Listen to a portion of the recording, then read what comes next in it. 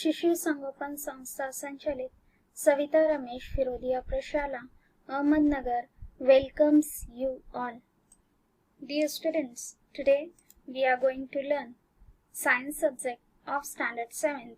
In that we are going to learn chapter number 11. The name of the chapter is Cell Structure and Microorganisms Part 2. बालमित्रांनो, आज आपण इयत्ता 7वी विषय विज्ञान यामधील 11वा धडा पाहणार आहोत. धड्याचे नाव आहे पेशी रचना आणि सूक्ष्मजीव, भाग 2. There are two types of cells. First is plant cell and animal cell. These cells are consist of various types of membranes bound cell organelles. Plant cells have a definite shape due to the presence of the cell wall around it. Here is the cell wall. We can see it. Besides, unlike animal cells, plant cell contains single large vacuole. All these cells are known as eukaryotic cells. प्रामुख्याने या पेशींचे वनस्पती पेशी आणि प्राणी पेशी असे दोन प्रकार आहेत. या पेशी पलटांच्या सहाय्याने बनलेल्या विविध अंगकांच्या अंतर्भागाने तयार झालेल्या असतात. वनस्पती पेशींच्या भोवती स्वतंत्र पेशी भितिका असते. इथे सेल वॉल म्हणजेच पेशी भितिका. त्यामुळे त्यांना विशिष्ट आकार प्राप्त असतो. त्याचप्रमाणे वनस्पती पेशींमध्ये मोठ्या आकाराच्या रिक्तिका आढळतात. या सर्व दृश्य केंद्रिकी पेशी म्हणजेच eukaryotic cells आहेत. Here is the picture of plant cell and animal cell. These are the parts of the plant cell and animal cell. The cell was present only on the plant cell. The cell has four main parts: cell wall, plasma membrane, cytoplasm and cell organelles. So first we will see the cell wall. The cell wall is the outer covering of the cell. It is present only in the plant cell. Here is the cell wall of the plant cell. Then plasma membrane. The plasma membrane, also called the cell membrane, is the kind of thin covering. It is extremely delicate and flexible.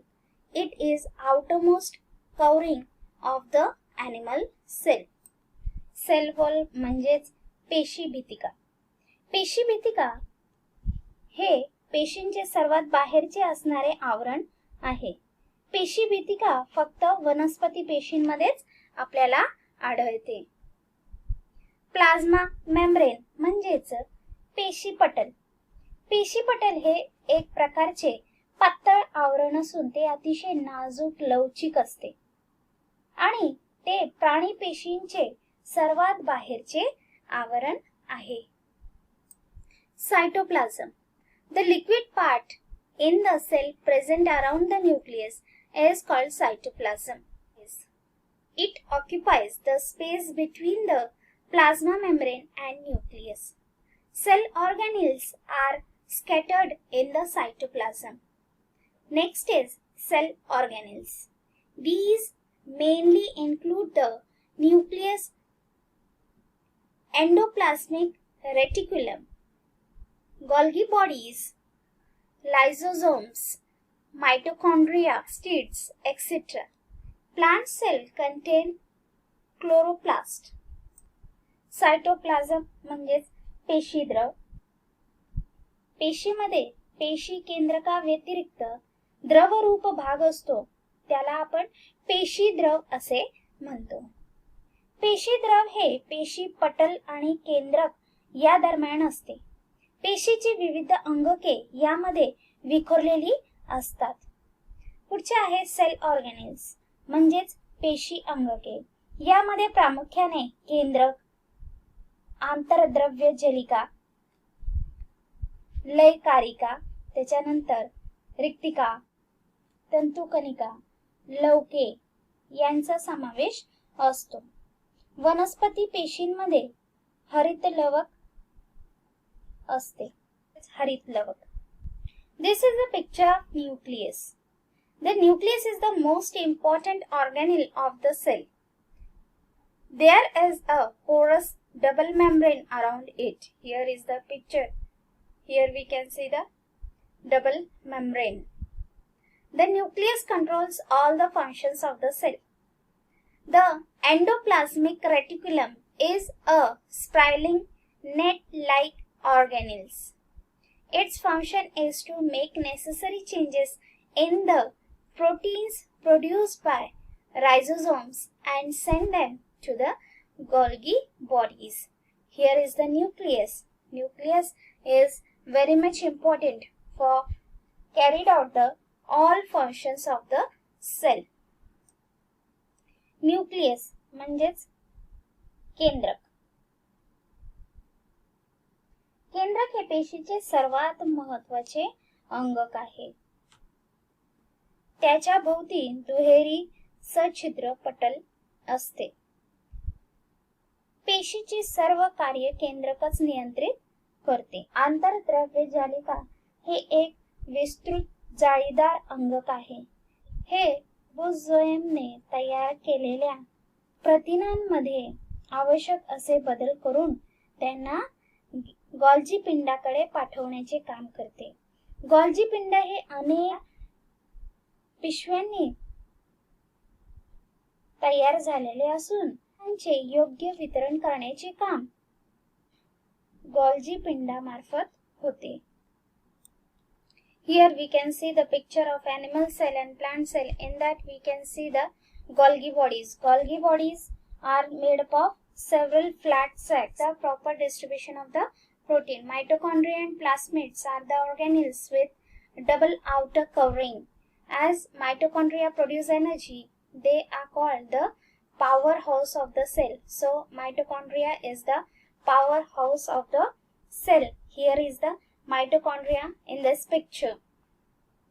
The chloroplast in the plant cell carried out the function of photosynthesis. As we know, chloroplast.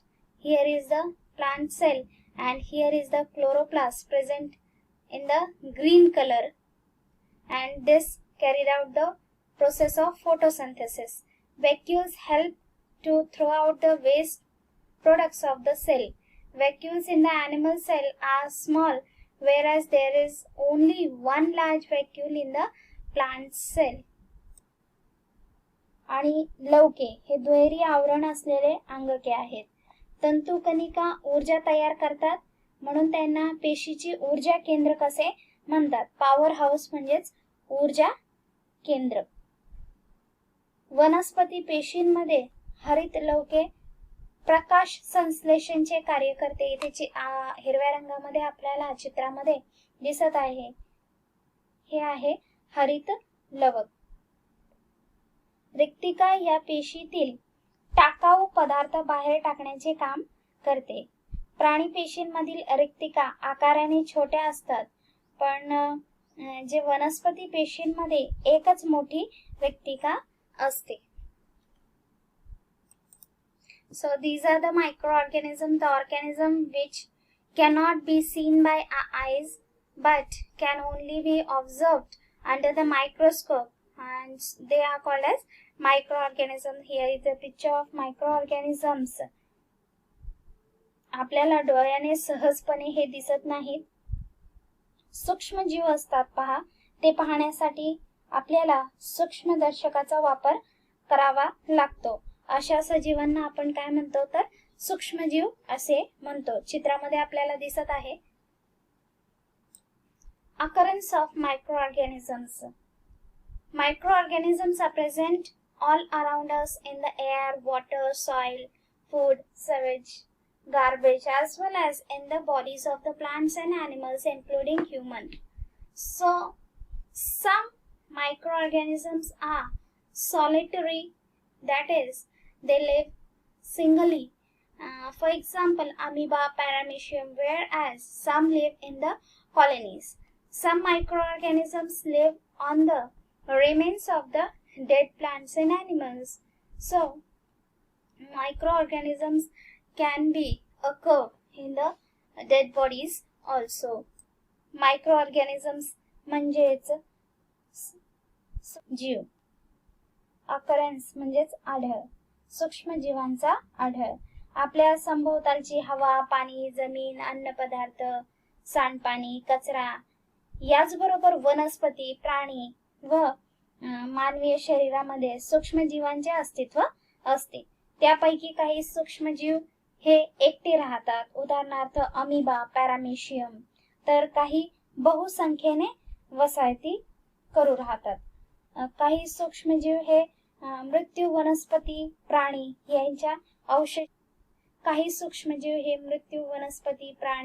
यांच्या अवशेषांवर जगतात. Observation and measurement of microorganisms.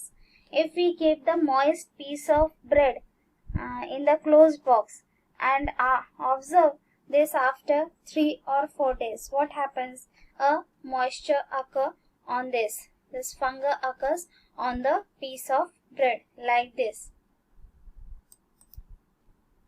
सूक्ष्मजीवांचे निरीक्षण व मोजमाप.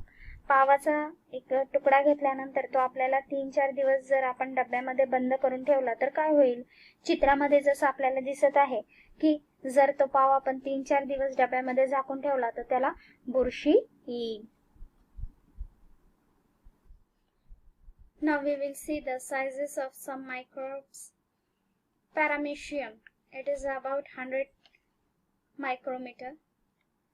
Bacteria of typhoid, 1 to 3 micrometer. Poliovirus, 28 nanometers. Microbes measure less than 100 micrometer. Even in these minute organisms, their organelles carry out all life processes within the single cell. काही सूक्ष्मजीवांचा आकार पाहूया आपण. Paramecium सुमारे 100 micrometre. टायफॉइडचा रोगजंतू 1 ते 3 micrometre. त्याच्यानंतर पोलिओचा विषाणू 28 nanometre. सूक्ष्मजीवांचा आकार हा 100 मायक्रोमीटर पेक्षा लहान असतो. एवढा लहान आकार असून देखील सूक्ष्मजीवांच्या पेशीतील अंगके सर्व जीवन प्रक्रिया घडवून आणतात. Here we have finished second part of this chapter. Thank you.